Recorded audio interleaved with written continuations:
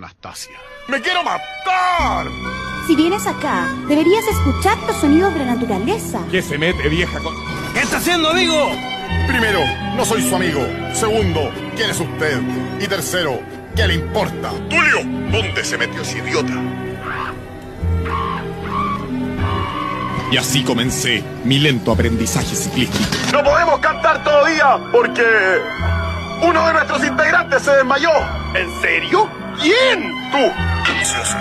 Puede pasar. ¿Y la moneda? Miserable.